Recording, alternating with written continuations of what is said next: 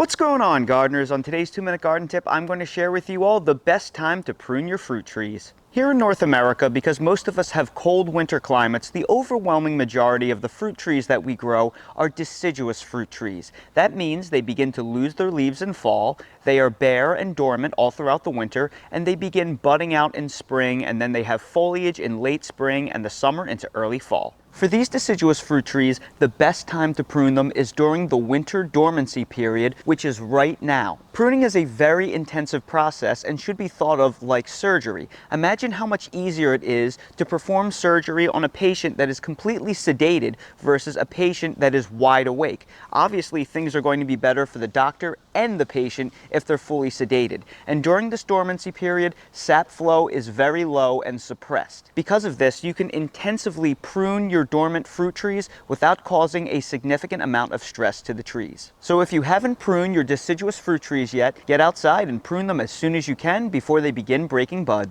But what happens if my deciduous fruit trees have already broken bud and they've awoken from dormancy early and I didn't prune them yet, which is a common problem we're having this year in the East thanks to a very warm February. Should I just skip pruning my fruit trees this year? The answer to that question is a definite no. We never want to skip pruning our fruit trees because it can permanently compromise the form that we work so hard every year to maintain. Even if your fruit trees have woken up from dormancy, you still need to prune them, and you should prune them as soon as possible. Now, because they've already awoken from dormancy, it will cause more stress if you prune them at this point, so it may set them back a little further than if you were to prune them when they were fully dormant. However, the good news is if your trees have already woken up, your climate's probably warm enough that they will still have more than enough time to go through their normal fruiting phase. Just take this as a lessons learned, and for future years, make sure you write these dates down in some type of journal so you make sure that you can prune them when they're properly dormant the next season. But what about fruit trees that are not deciduous? What about subtropical and tropical species that are evergreen all year long?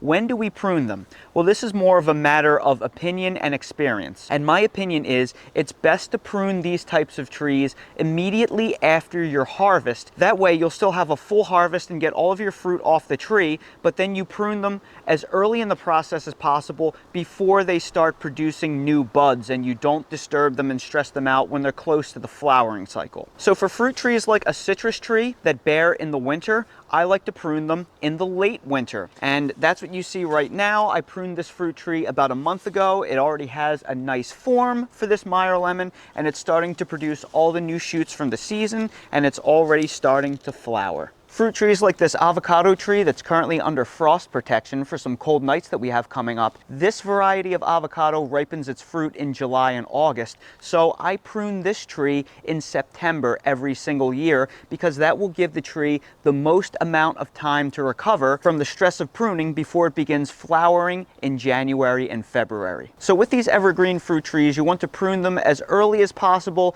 before the flowering cycle kicks in, but you don't want to prune them when they still have all of their fruits on the tree because all of that stress can lead to fruit drop. So as soon as you harvest those fruits and you pick the tree clean, that's usually when you want to prune them. So by taking these general recommendations, you should be able to apply them for the best pruning dates for your unique climate. And that's today's 2-minute garden tip. If you're new to the channel, please consider subscribing and hitting the bell to receive new video notifications, and check out our Amazon storefront and spread shop in the video description for a list of the gardening products I use and awesome custom designed apparel and other gear. Your support is greatly appreciated.